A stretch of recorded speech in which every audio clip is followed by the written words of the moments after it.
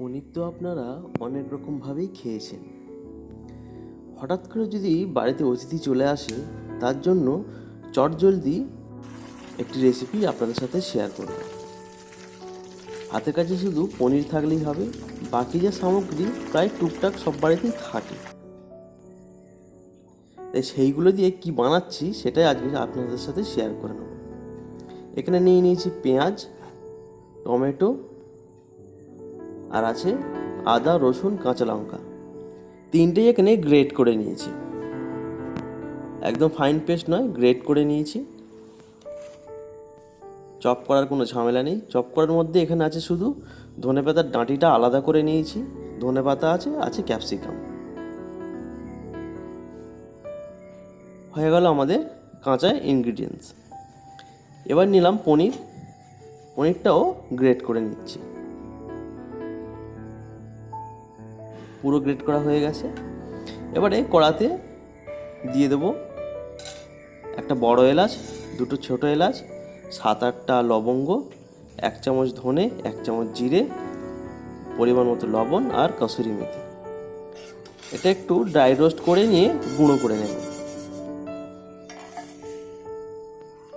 এটা ওই পনিরের মশলা হিসাবে যাবে। গুঁড়ো করে নিয়েছি, দেখতেই পাচ্ছেন। এখানে নিয়েছি টক দই, তাতে দিয়েছি হলুদ গুঁড়ো, লঙ্কার গুঁড়ো, ধনের গুঁড়ো, দিয়ে দিচ্ছি কাশ্মীরি লঙ্কার গুঁড়ো। সবকটা একসাথে ভালো করে মিশিয়ে নেব।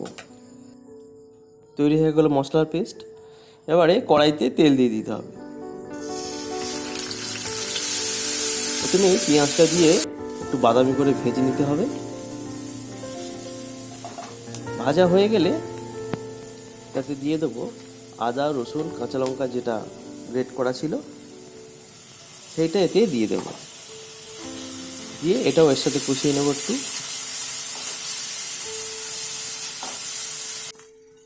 বানানো খুবই সহজ, কোনো ঝামেলা নেই।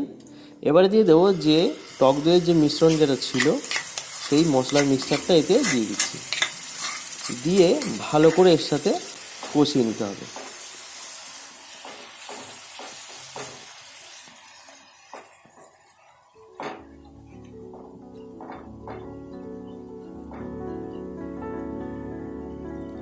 তেলটা একটু ছেড়ে ছেড়ে এসছে। এবার পরবর্তীগুলো অ্যাড করব।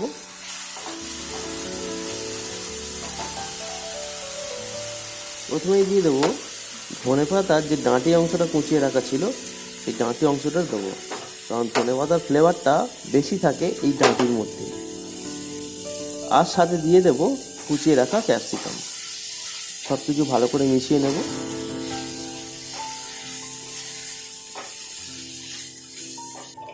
মেশানো হয়ে গেছে।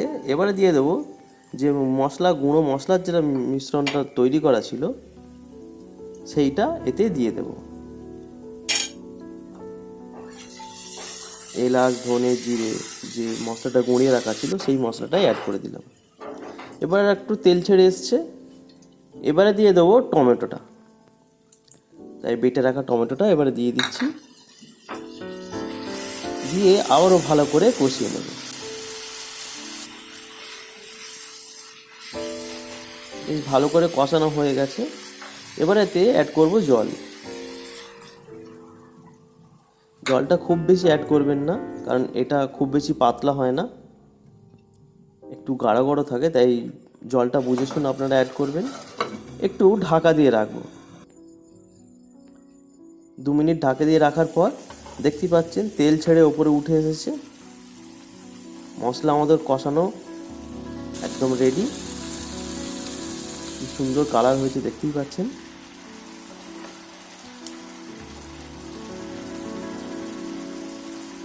এবার দিয়ে দেবো গ্রেট করা পনিরটাতে দিয়ে দিলাম।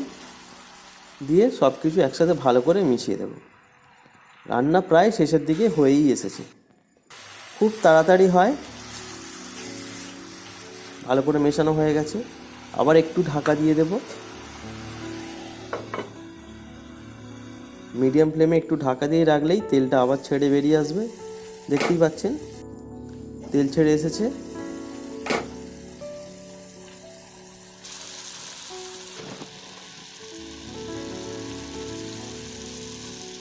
রান্না আমাদের প্রায় কমপ্লিট। রুটি, পরোটা, নান যে কোনো কিছুর সাথেই খুব ভালো যায় পনিরের এই রেসিপিটি। দিয়ে দিচ্ছি কুচিয়ে রাখা ধনেপাতা,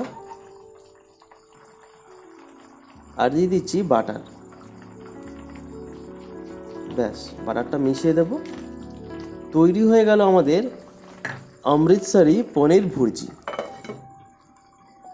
এতক্ষণ পর নামটা আপনাদের বললাম, নামটা হচ্ছে অমৃতসরি পনির ভুর্জি। রান্না আমাদের কমপ্লিট। চলুন এবার পরিবেশন করা যাক। তৈরি হয়ে গেল আমাদের অমৃতসরি পনির ভুর্জি। দেখতেই পাচ্ছেন কালারটা জাস্ট অসাম এসেছে। গার্নিশিংয়ের জন্য আমি এক টুকরো লেবু, একটু ধনেপাতা আর বাটার দিয়ে গার্নিশিং করে দিয়েছি। রেসিপিটা আপনাদের কেমন লাগলো অবশ্যই কমেন্ট করে জানাবেন।